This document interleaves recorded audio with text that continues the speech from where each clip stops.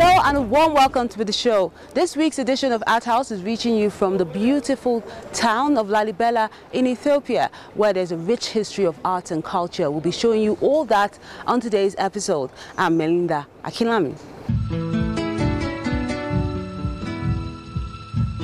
Africa is not a country, but a continent like none other.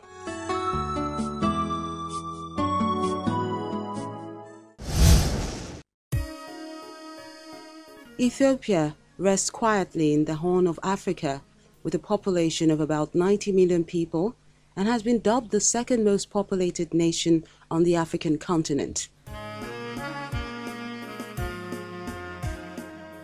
Life is simple for the people here, even though silently they pride themselves as a country that has achieved many firsts. Some of its achievements have been recorded by UNESCO, and it comes out tops when one looks at World Heritage Sites in Africa.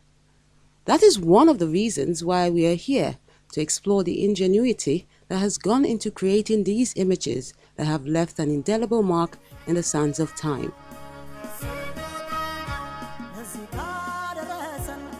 The capital, Addis Ababa, has some of these wonders. To really make jaws drop, we move away from its largest city and journey north to Lalibela. We skipped the 2-day journey by road, but not the bumpy ride.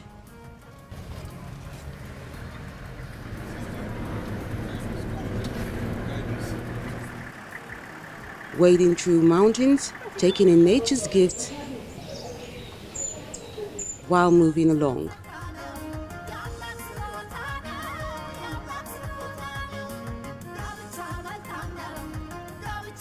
It's not boxed in a corner, so it's neither a town nor a village, but a crown jewel.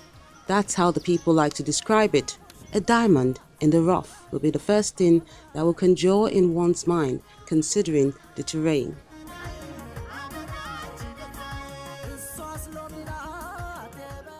The first taste of what to expect is given at the mountaintop, as the locals greet us with their miniature arts and crafts, which include the polka dot hen, which signifies fertility, and Saint Lalibela, whom the story cannot be complete without. From the 4th to the 20th century, Ethiopian art had two broad groupings. First, a distinctive tradition of Christian art, seen in the rock-hewn churches, crafted by one man, Lalibela, thousands of years ago. When he was 57 years old, he became to a king, and when he was 66 years old, he started to be excavated this rock-hewn church. This church started to be excavated from 1174.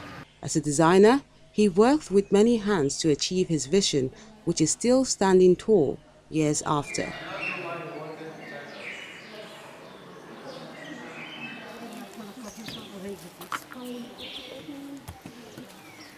To excavate this church, he investigated only 23 years, and when Lalibela was 97 years old, he died. Lalibela, who he carved out the 11 rock-hewn churches here, and it is categorized into 3 groups. Now we are from the first group of church, and it is symbolized as newly Jerusalem or earthly Jerusalem. And when we go to the second group of church, it is the symbolic for heavenly Jerusalem. And the third one is symbolized as Ark of Noah. Although there have been several attempts to adjust the original designs, it met a brick wall, the people.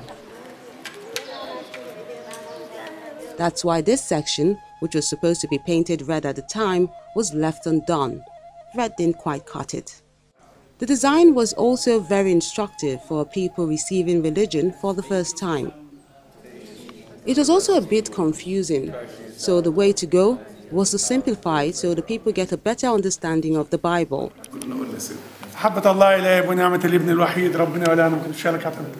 Go with the peace of God. Every symbol in this church stands for something. For instance, this is the Holy Trinity, and just beneath it is the womb of Mary, the mother of Jesus. Then the 3 last symbols stand for Jesus, who was crucified between the 2 thieves. The one who asked for forgiveness gets a key to heaven and that's the symbol you see above, but the other one gets nothing.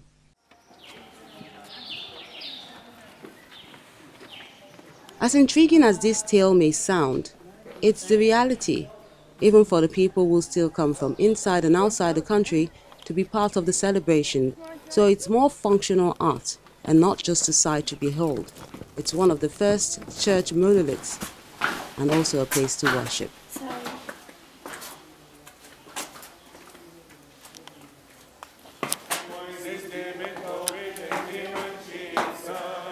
The Voices is a clear testament of the activity, not from the Bethel Church, but from St. George's, which is still a mystery to many. How did Lalibela, the men he worked with, build this edifice in the middle of this rock?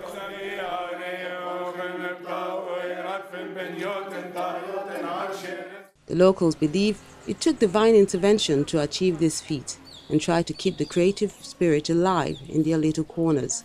Like this 65-year-old who has been weaving the local fabric kuta since he was 10. It's a skill he learned from his mother.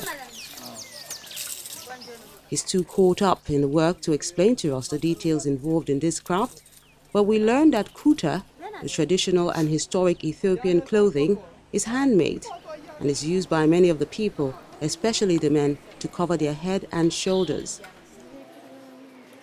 It's made up of 2 layers of fabric. The teller is a female version, used especially when attending church services. So it all adds up. His hut is located in the midst of these churches.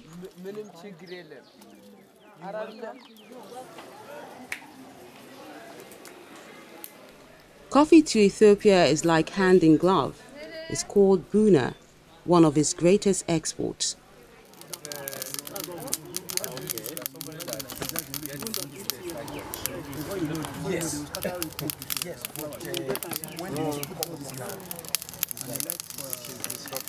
The love for this drink is as intoxicating as the idea behind it, although this is not your usual makeup because the ceremony is strictly for women.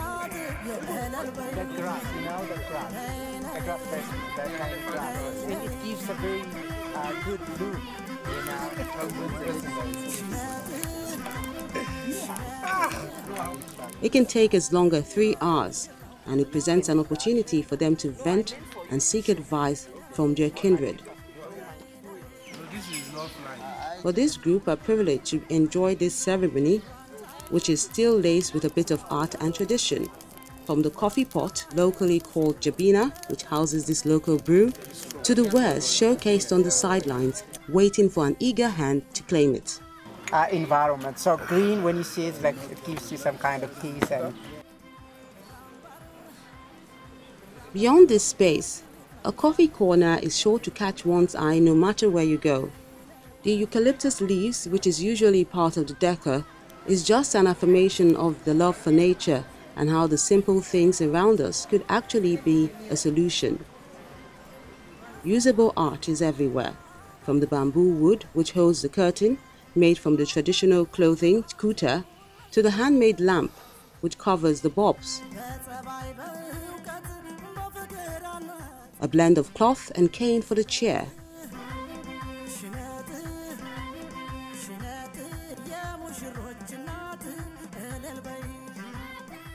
Problem in Africa, I'm saying Africa, because we have never had a confidence on our own products, our own goods. We always prefer to bring it from somewhere across the ocean. So that part was missing. Whatever we do is limited because we want to cater the Europeans only.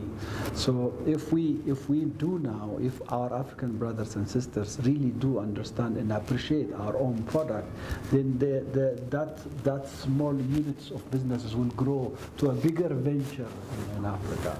And I am hoping soon, and I'm one of the person that encouraged, and as you see in my office, and all my properties are done, built, designed, built, and operated by Africans. All examples that the people don't need to look any further.